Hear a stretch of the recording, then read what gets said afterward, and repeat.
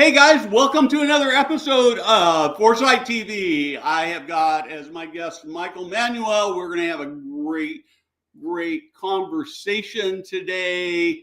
And I got distracted. I had a message that looked like it looks like something isn't feeding properly. Jade, if you can take a look at that from behind the scenes to Facebook. LinkedIn is all good. YouTube's all good. So we're all set. Michael and I met a year or so ago, and we've had great conversations. I'm excited to catch up with you today to have a conversation. Before we get started, this.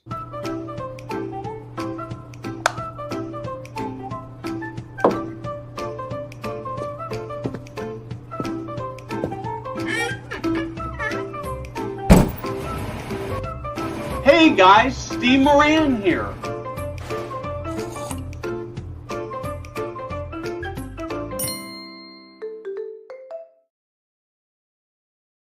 So, Michael, as I was getting ready for this show and doing a little research on you, one of the things that caught my attention was that way back in college, you started one of the very first internet radio stations in the country.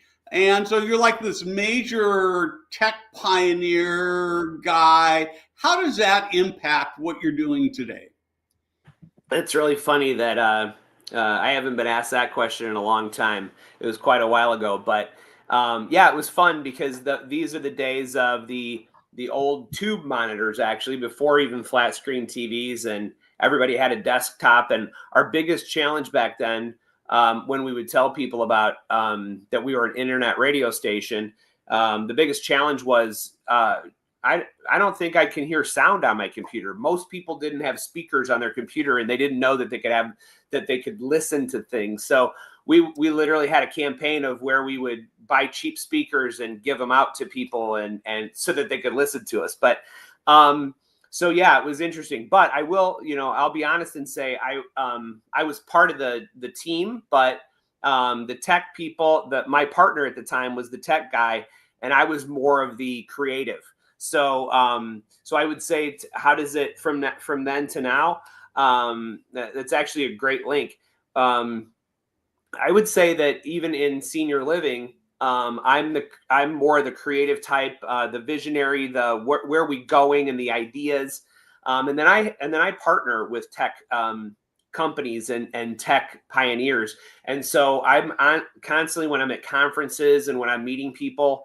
I like to hear pitches and demos of all the new stuff.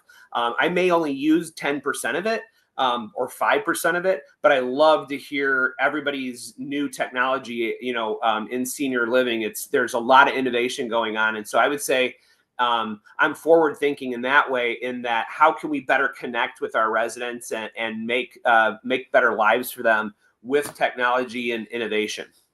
Cool. Well, I'd love to be able to dig into it. Maybe we'll get to it. I'm a little skeptical. In particular, I'm a huge AI fan. I use it all the time, and I can do so much with it. So I'd love to hear about that. But I want to dig into a little bit more about Next Level Senior Living. So you're founded in 22, right?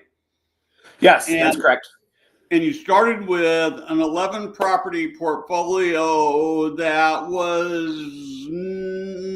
underperforming, shall we say? Yes. And you made substantial improvements to that portfolio, and you actually just exited it like 3 days ago, right? Yeah, no, it's a little bit more often, or a little bit. It was August, very recently. July, August, and so yeah. But we've just started talking about it and kind of looking towards our future and our growth. So we founded. I can just tell you really quickly why and when we in 2022, early 2023, my partner and co-founder Krista Brown and I decided we were working for a large national, or I would say, it was multi-state operator. And we had been through a lot of changes, a lot of leadership changes, a lot of CEOs.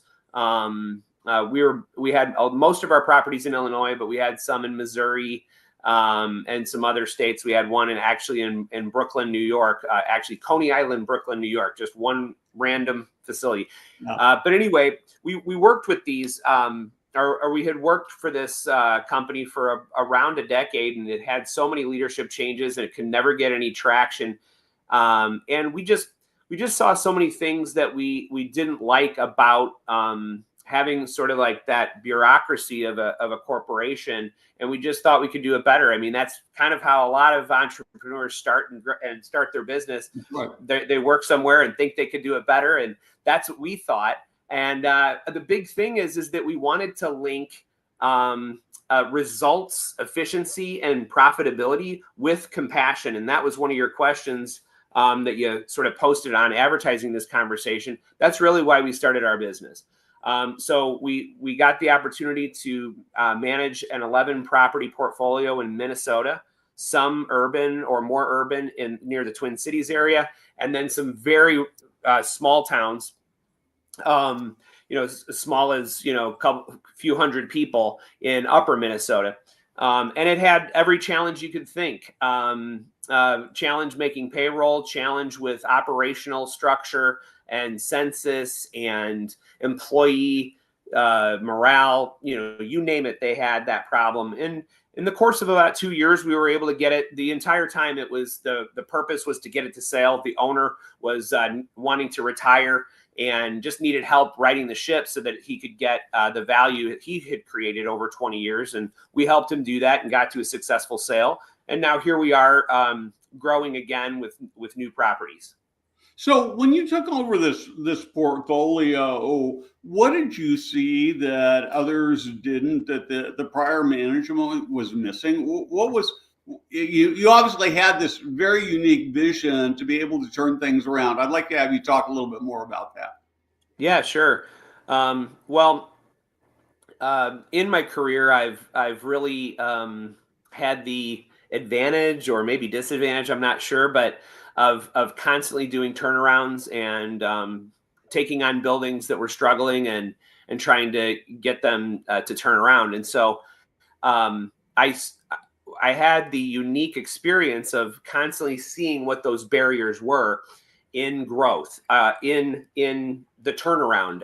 And turnaround is more than just profitability, right? Like that's the result of the turnaround. The profitability is not, it's the end, but that's not really what you're trying to do. You're trying to give better care. You're trying to make employees want to come to work and not want to leave and go work somewhere else. The profitability is always just a result. So we don't focus on that. We focus on how to, what do we need to do to get that result? And what we saw in Minnesota is what we saw many times is that there was a confusion of the mission. There was a confusion of what the goals were. Lack of leadership, I guess, is what I would say. Part of it was that, very truthfully, the owner didn't have a lot of patience for giving it time for a leader. And then COVID was right before that, Yeah. So as you know, like we came on in early 23. So we were just coming out of COVID. So this, it affected everybody, but it affected some more than others. If you had a leadership problem already, or a morale problem, or a culture problem already, then COVID hit, it was just a disaster for a lot of companies. That's what we walked into. So we had to first sort of get them out of that COVID mindset and get them out of that. And really it came down to culture. Peter Drucker is the most famous line about culture that he ever says is that culture eats profitability for breakfast. I mean, the bottom line is culture, and I'm mangling that quote, but culture is everything is basically what Peter's saying. And I believe that. And I think you have to do it one employee at a time. And you need to make sure that your middle leaders get it and they're engaged in getting to that process. So that's the first thing I had to do. It was a people problem. We didn't have a mass exodus. There was a lot of turnover, but there were some core people there. So I focused on them. I focused on the people that were there that just didn't have that direction, gave them clear direction, and then supported them. And then the last thing I'll say about that is I went shoulder to shoulder. My partner went shoulder to shoulder with these leaders, and we went out there to the communities. We met the residents, we met the employees, and we talked to them about what we're going to do different. So one of the things I really too, so I think the actual the quote is that culture eats strategy for yes, thank you. Time. But anyway, and obviously a quote I love. But what I really love about what you're saying, Michael, is this idea that you walked in and worked with the teams you have. So I so often hear from people that they feel like they do a better job if they could just hire better people. And I actually believe that people are more or less the same. And you can take very ordinary people and turn them into extraordinary performers with the right culture. And you can also actually take very exceptional people and make them into really bad leaders with a bad culture. What do you think? I think, thank you for correcting that quote, because, being on live stream, it's hard. Yeah. But yeah, that is what I meant. Peter, culture eats strategy for breakfast. And so to what you just said is exactly right. I believe the same thing. I never, ever, we take on new projects all the time. And so we're constantly going into a building that is underperforming. And the minute we get there, everybody is very, very nervous for lots of reasons. Am I going to lose my job? What is this going to mean? Somebody's going to move my cheese. Things are going to be different. And I don't know that I want that. Even in chaos and failure, they sort of wrap a blanket of comfortability around, like, I'm just gonna hang on to this. And so when we come on, we represent something very scary. So the first thing I do is to let them know, and it's authentic, that I don't want anybody to go. I don't want anybody to leave. We're going to go somewhere different together. There is a bus that's leaving the station. It has to leave where we're at. Nobody really wants to be in a failure situation their whole career. So we're going to leave that failure station. The bus is leaving, but I want everybody in this room to be on the bus. And I genuinely mean that, because to your point, if the first thing I do is change all the people on the bus, now we don't even know where we're at. We have no institutional knowledge. We don't know the residents. We don't know what was happening in the past, and we could repeat mistakes that they made because we were all new. So, and it just takes too long. Turning over a staff and having new people in a position is detrimental to the timeline of recovery, because usually when we take over, recovery is something that needs to happen overnight. So I love to develop people, and I do think, obviously there's always some toxic, I won't say toxic people, I'll say people that are frustrated to the point where they're not probably going to want to be on that bus because they've waited too long for change, or they just, or they tried to change and it didn't work for them. And so they don't want to see us succeed. That doesn't make them bad people, but it probably means that we don't want them along for the ride. But those are usually a very small percentage. I've never, to this point or to this day, taken over a team where everybody is like that. It almost never happens. There's always people that are hopeful and just need help. And when you go there and you tell them, we're here to help you get there, and you're going to be on this team as long as you want to be, you have a seat on the bus, just be open to change. I think people get really excited. Yeah, change is exciting, and it's right when you get a new boss. As you know, we just recently sold a Foresight to Procare HR, and it has, it's not scary for me because I made that decision. Right, I had a good, deep relationship with Brett Landrum, the CEO. I knew what was coming, but for the rest of the team, I think it's been a good experience, but it's still scary for them because it's new leadership, new direction.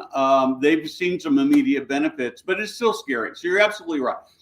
So you've said before that we've come from the future largely because of your skilled nursing background, and particularly as it relates to the increasing acuity in assisted living. And I do think that when I look at the industry, we are in this emotional tugboat of healthcare lifestyle.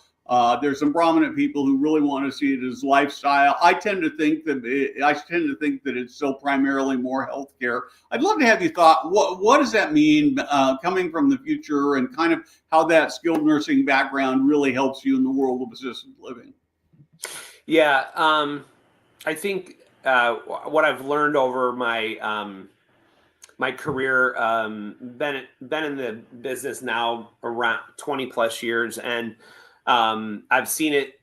20 years ago, we said skilled nursing is what the hospital bed was, 10 years ago or 15 years ago. Yeah. We said that 20 years ago, that skilled nursing was going the way of, people that used to be in the hospital are now in skilled nursing or in the nursing home. And I think that was true. And certainly it's true today.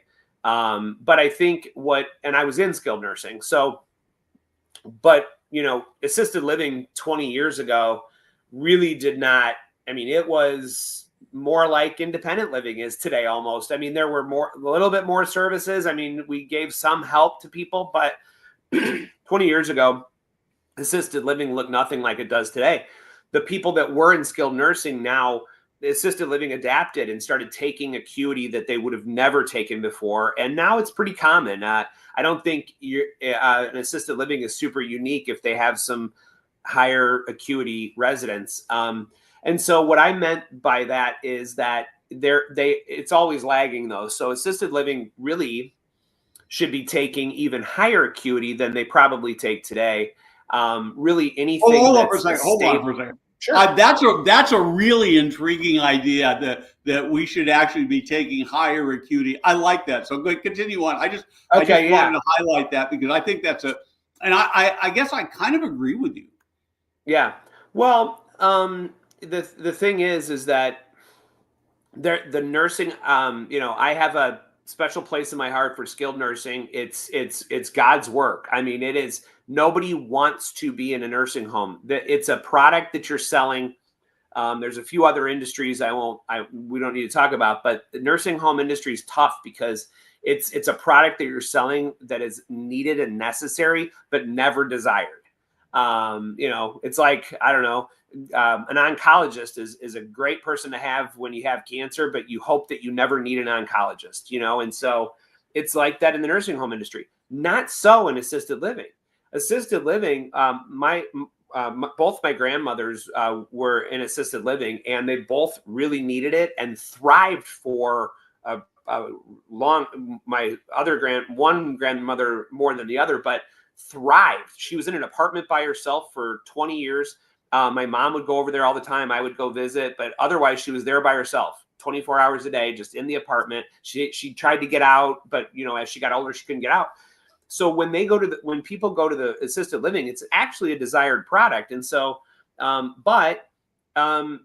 if we can have people be in the assisted living, stay in the assisted living through what they call aging in place.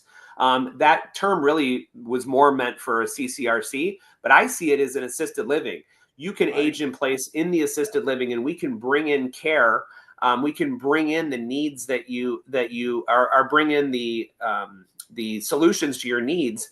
There's always things that are going to be better for the skilled nursing, but more stabilization things. If we can do that and keep them in their home, in the assisted living, it's a great product, I think, for us to have. Okay, Michael, I love this idea. So institutional healthcare wants to be in the home.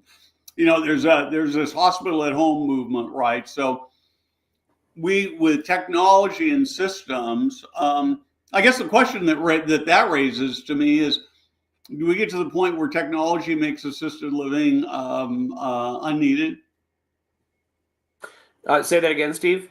So do you think that technology makes it so we can just get everything at home and we don't need assisted living?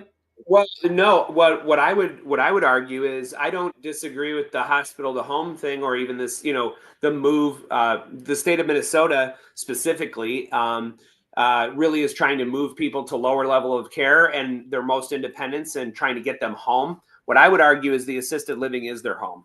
So I know I'm being sort of funny, but I know what they mean by home where they have always lived. But what I would argue is the assisted living can be a move like moving from this house to that house. It can be a move where you're just in a new home. We still want it to be their home with services. So, and some people just need the services of socialization. That's what I'm saying about my grandmother. It would not have been a service to keep my grandmother in the apartment she had. I mean, it was right down the street from us, but she was lonely. So assisted living can provide companionship, vibrancy, lots of activities and things to do. And when I say activities, I don't, there are certainly the bingos of the world, but in assisted living now, we're doing real activities that people can thrive and be a part of and be excited to do. So what I would argue is getting them out of the hospital to home can be assisted living. Yeah, and I think that the big downside of home that you mentioned is that you still have the loneliness factor that's huge. So, Yeah. I have this nice list of questions that I put together, but I want to go off script because I got this email. I'm on an email list from Adam Grant, and he was sort of talking about purpose and how that makes people feel healthier and happier and live longer and all those kinds of things. He was specifically talking about older people. As you probably know, back in '77, so it's been essentially 50 years ago, Ellen Langer did this study in a nursing home, very small, gave 25 residents plants to take care of, and then studied their healthiness and their happiness and found that the ones who had the responsibility for taking care of plants did better than the ones who didn't do anything or the ones who watched the staff care for them. But what's weird to me is I actually did some research and nobody's really replicated this study since then. And so I kind of think we've got this mentality in senior living today, whether it's CCRCs or assisted living or even memory care, that's very much a catered for you. And we're not really inspiring. I mean, occasionally there are residents who volunteer, but I'm wondering if we need to get back to creating more purpose, not in terms of painting or golfing, which are all pretty self-oriented things, but actually creating opportunities for people to do tutoring and those kinds of things. Yeah. Well, I think that that people think this industry is about aging, and I think it's really about living. To your point, just with more candles on the cake. So I think that's what we do. It's a industry wide problem of thinking that we do need to care for these, and it's our elderly, and we should care for them, and we need to. But these are people that weren't catered to and cared, most of them anyway, their whole life. And so, why are we changing that and doing that? I do think getting them to remain independent for as long as possible. But independent doesn't just mean no help. It means a purpose, and what can we do to make this this environment purposeful. So I agree with you. I think it's a challenge to change the mindset of our employees, of our staff, of our teams, because they are trained to be caregivers. That's their job title, or how we describe them, caregiver.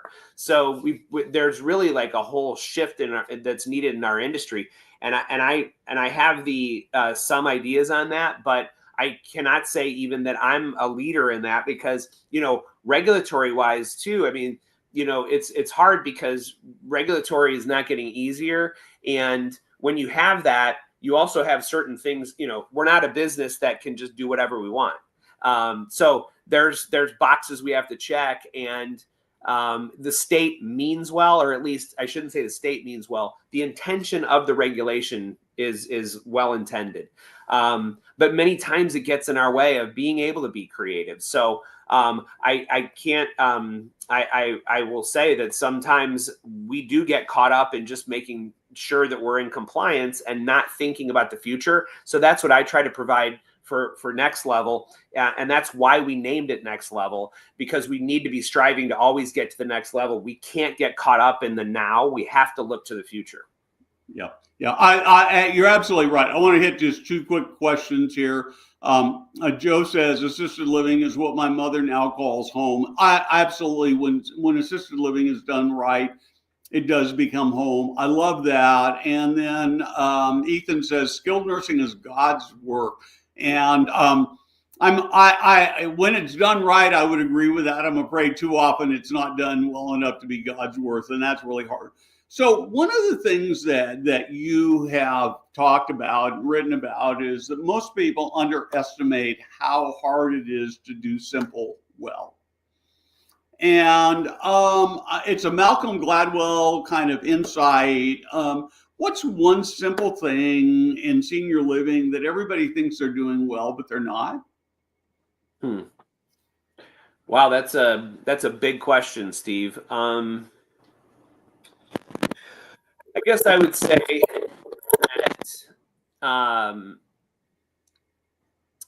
that it's going to be a more broad answer, but I would say everything from our, I guess what I will say is the delivery of service. I think in general, when I meet staff and I go into a new building, they think they're doing, and it's, sometimes they are, but food delivery and the dining experience, activities, those kinds of things, some of the things we're talking about, the experience of senior living. I think they do a good job if they are getting everybody up and ready and dressed and they're smiling, and we get them all to the next thing, which is, breakfast or an activity or whatever. But what about the quality of the breakfast? What about the quality of the dining experience? What about the quality of the activity that we're doing? And is this something they want to be doing? So to answer your question, it's I think the delivery of some of those key things. I won't even call them amenities. I mean, dining experience of the food is not an amenity. That's, but I think, I don't think we do a good enough job of looking at how are we presenting the food? Is this something that if you were at a restaurant, you would order it? Is the activity something we're doing because that's just what we always do? We do bingo on Tuesdays, whether people are like it or not. I mean, I beat up on bingo my entire career because I think it's, it's just such a standard, and we could do better and we could do more, fun things. And I don't mean they're not doing it at all, but to answer your question, that's, I think, the delivery of some of those services. After all these years of thinking about and writing about and being in senior living, I find bingo to be one of the biggest conundrums that we face, right? Because if you go into a community and you try to stop doing bingo, you're likely to have a riot with certain residents who love it. I saw a post, I think it was a nursing home rather than skilled or assisted living, but they do bingo 3 times a week, and the activity director tried to get it down to 1 week, and she had a riot on her hands. So I don't know. You've talked a lot about how we need to deconstruct and rebuild memory care. And as somebody who's a caretaker for a 92-year-old with dementia, who's in a residential community that's not specifically dementia care, I'm very, very sympathetic to that. So I would love to have your thoughts. Again, I'm going to go back to my statement about the reason that we named our company Next Level is because I never think we will reach any kind of perfection or pinnacle. And memory care, it has changed so much, but still needs so much more. And I don't think in my lifetime, I don't think it'll get to what I would like to see it be. I really don't, but I think we can move the ball forward and get way closer to that. Memory care has traditionally been about security and safety, and that gives family members a peace of mind. But going back to your statement earlier, even with memory care, why can't we make that about living still too? It doesn't need to be, once they get to the point of they need a memory care facility or a memory care setting, they're sort of done, or it's like a hospice, sort of like just check the box. We hope that he's safe. That doesn't need to be the case at all, and I just think we can treat them as human beings as they are, and we don't need to. The diagnosis does not need to mean an end. And there can be a lot of life, and people are getting diagnosed earlier, and there's ways to get diagnosed earlier, and there's new drugs out there of things that can stem it, and so, but we still need the service of memory care, and especially memory care assisted living. We need that, but it does not need to be a locked unit. It can be a vibrancy thing, and keeping people where they are for as long as they can be. Yeah, having had my stepfather in a locked memory care unit, and having to go through the process of having somebody let me in and somebody let me out, and seeing how segregated it is from the rest of the population, has led, and being in the memory care community enough to watch and realize that, in truth, most people aren't elopement risk. No. And that we could solve the problems a lot more, do I dare say this, humanely? Yes. With more staff, without having to have these locked things. Doesn't mean there aren't other interventions you might have to take for a specific individual, because I do know that occasionally you do have people who are a big elopement risk. But I think what you're saying is right, that it really needs to be deconstructed and put together. We're about out of time, but I want to throw two quick questions at you. First one. Sure. Adam Grant says that, asks this question about beliefs. What's one belief that you see that most senior living operators have that they need to rethink? Or that you have a contrarian take on, maybe. Yeah. Maybe you've already answered that with the memory care. I don't know. Yeah, I mean, that's probably true. I think that maybe that I'm trying to think. Give me a second to think about it, because I have a lot of thoughts on it. Maybe that empathy needs to shrink with size. What do I mean about that? I think that what I'm trying to do at Next Level is, making sure that I have systems in place to protect humanity from bureaucracy. What I mean by that is, there's a lot of people that I meet in my role, and people that I've worked for, that we're no longer connected to the human respect of it. It was like we were running a widget company. And I don't think it needs to be like that.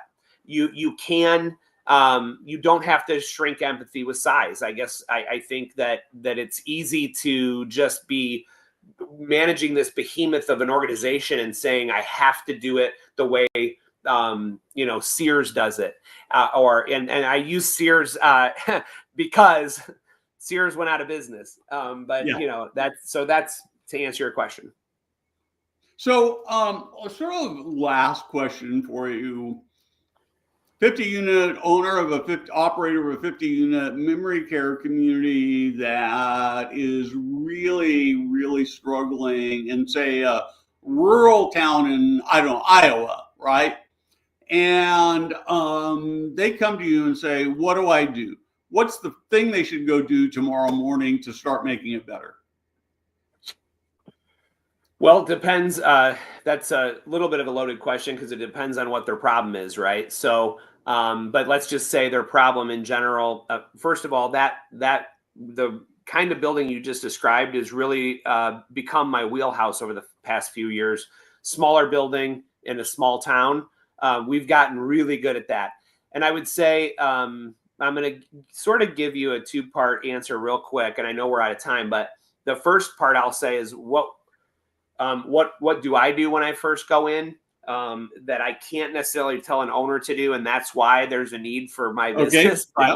But is that I'm going to go in and I'm going to connect with the staff, and I'm going to connect with the residents, and then I'm going to connect with the community. And because every community is different, a small town is not a small town. Every small town has their own unique people and culture within it. And that's what I've found, is that even two cities in rural Minnesota, 30 minutes apart, are very different. Yeah. And so trying to go, oh, I know small town, I can do any small town, is a real failure.